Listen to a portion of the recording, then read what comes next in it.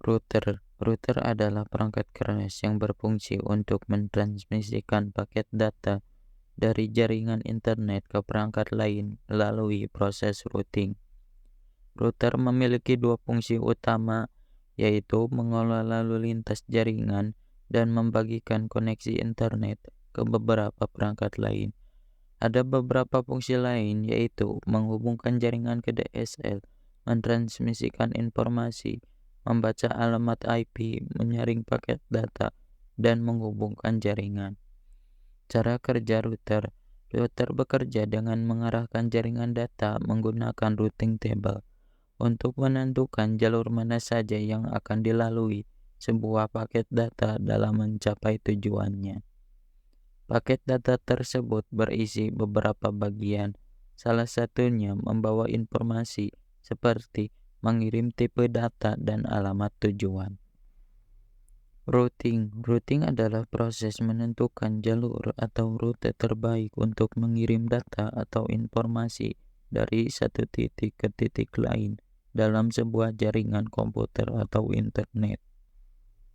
Routing memiliki 3 jenis, namun di sini akan dijelaskan 2 saja. Pertama, routing statis. Routing statis adalah metode pengalihan data dalam jaringan internet di mana tabel routing diatur secara manual oleh administrator jaringan. Ini berarti administrator secara eksplisit menentukan rute yang digunakan oleh router untuk mengirim paket data. Kedua, routing dinamis. Metode ini mengalihkan data dalam jaringan di mana router dapat berkomunikasi dengan kata lain secara otomatis memperbarui tabel routing berdasarkan informasi yang mereka bagikan satu sama lain. Sekarang, kelebihan dan kekurangan routing statis. Untuk kelebihan, pertama, kesederhanaan. Dalam kata lain, mudah dipahami dan dikonfigurasi oleh administrator jaringan. Kedua, keamanan. Karena tidak ada pertukaran informasi routing otomatis, sehingga kurang rentan terhadap serangan. Ketiga, kontrol penuh. Administrator memiliki kontrol total atas rute jaringan. Untuk kekurangan, pertama, tidak fleksibel karena tidak bisa dengan baik menangani perubahan topologi atau kegagalan jaringan. Kedua, pemeliharaan manual. Jadi memerlukan upaya manual yang besar untuk perbaruan dan pemeliharaan rute. Ketiga, kurang efisien. Tidak bisa mengoptimalkan penggunaan sumber daya jaringan dengan baik. Sekarang, kelebihan dan kekurangan routing dinamis. Untuk kelebihan, pertama, fleksibilitas.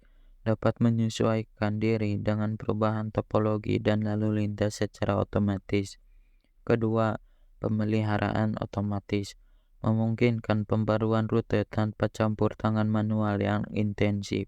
Ketiga, efisiensi. Dapat mengoptimalkan penggunaan sumber daya jaringan. Sedangkan untuk kekurangan, pertama, kompleksitas.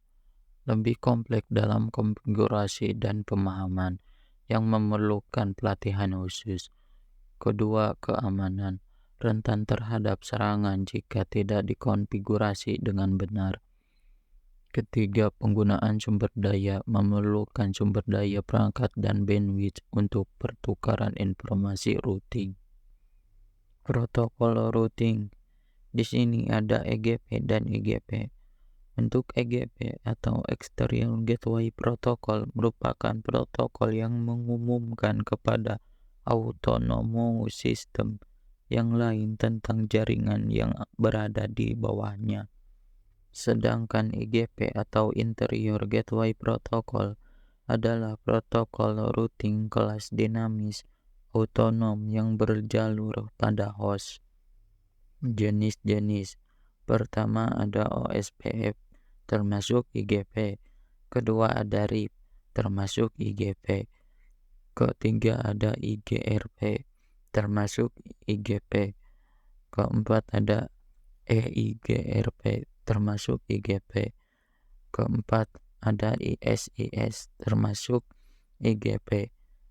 Dan terakhir ada BGP termasuk EGP.